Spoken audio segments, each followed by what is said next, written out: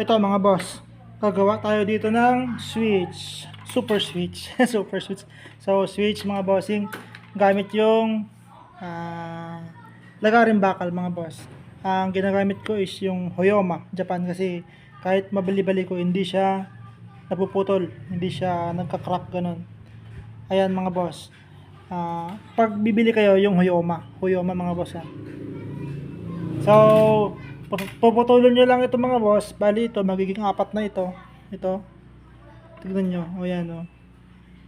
Pinutol ko lang ito. 1, 2, 3. So, apat. Bali, dalawang buo. Dalawang magkapares. Ito, dalawa na ito mga boss. Pinutol ko lang. Tapos, bubutasin ninyo mga boss ng 1/8 na 1/8 na drill bits mga bossing. So 1/8, 1/8 lang ito. 1/8. Wala siyang nakasulat eh. Yan. Then pag nabutas na, lalagyan nyo sa mga boss ng contact point. Yun ito. Contact point.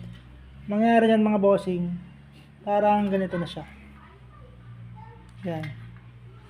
May contact point siya. Syempre, para solid yung kada pindot mo mga boss, kada pindot nyo ng switch, solid. Solid siya.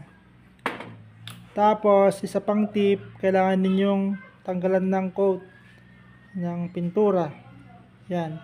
Para kakapit yung panghinang natin mga boss. So, after ninyo malagyan ng contact point, ang gawin ninyo mga boss, ilagay nyo na tong wire. Pansin nyo mga bossing, nabalatan yan. Natanggal yung coat nya. Tanggal yung coat na. So, ihinang natin mga boss.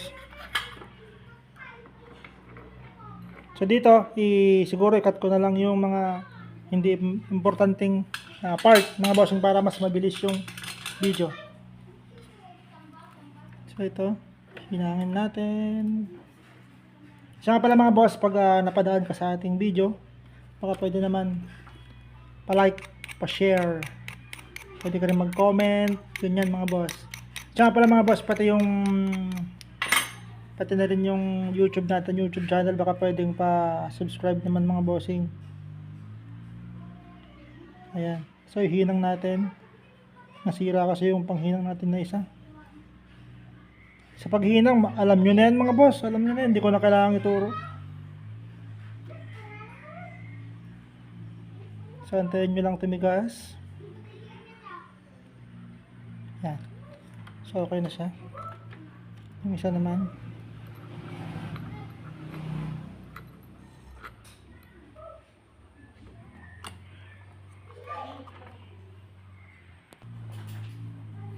After mahinang yan mga boss, so solid na yan. Hindi na yan basta-basta. Kasi yan kumapit. So, dahil yun yung isang kagandahan sa Hoyoma. Kumakapit yung panghinang. So, yung ibang bala ng lagaring bakal hindi kumakapit. So, yung nire-recommend ko na Hoyoma yung bilhin yung mga boss. Marami yan sa mga Nobo, ganyan. Yugo, sa mga Chinese na nagbebenta. So, okay na siya. Next, lagyan lang natin ng tape mga bossing. Ito na mga boss. So, natipan na natin. So, kabilaan yan mga bossing para less contact siya. At dito lang dapat yung contact niya sa may contact point. Ayan. Pag okay na yan mga boss, natipan na nyo. So, gamitan natin ng rubber matting. O kaya chinelas, pwede din. Kung ano yung mapulot ninyo dyan. So, ginagawa ko mga boss, nag-add pa ako dito sa taas ng isa. Para at least bumuka siya sa dulo. So may tip pa ako mamaya dito after malagyan ng tape. So lagyan muna natin ng tape. Sa paglalagay naman ng tape mga boss, higpitan nyo na. Higpitan nyo na siya mga bossing. Mahigpit na mahigpit na. Yan o. Para sure na hindi lilihis-lihis. Higpitan nyo na yan. So, madali lang to mga boss. Kayang-kaya nyo na to. Hindi ko na dapat sabihin ng isa-isa. Ayan. Yung tip ko na sinasabi ko kanina mga boss, medyo bukayin nyo lang siyang konti. Yan, kabilaan. Yan na. So, dapat bumuka siya ng konti para solid. Hindi yan ganong matigas. Ayan sakto lang yan mga boss.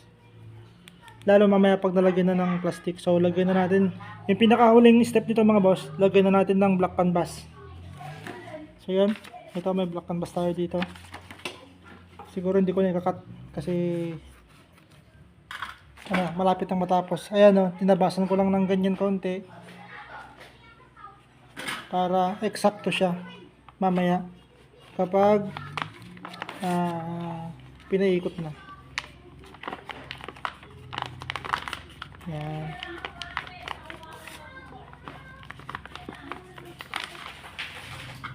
So madali lang 'to mga boss, pwedeng black canvas, pwedeng plastic, kahit ano yung gamitin niyo.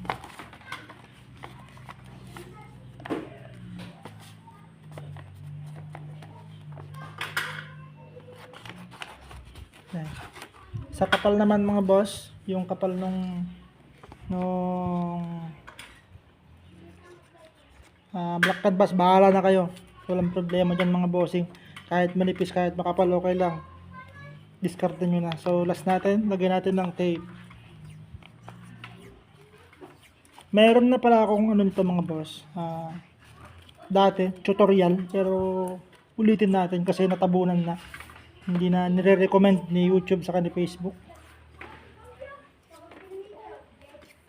So yun, malapit nang matapos mga bossing.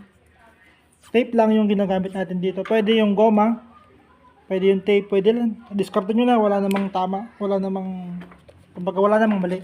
Puro tama yan, basta kung saan kayo komportable. Ayan so, tip naman para sa pagpuputol, kung gaano kahaba, baliin nyo sa mga boss. Baliin ninyo, kasi yun yung end nung lagaring bakal. So, tansyahin nyo na kung gaano kalayo. So, yung kung yan, bago nyo siya putulin, ibalik nyo siya dati. Saka nyo siya putulin mga bossing. Then, yan, ayusin nyo ng konti.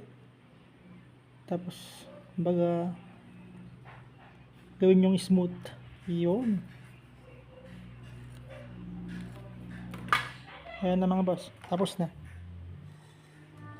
Hindi mapapansin yung load. Pero okay na siya mga bossing.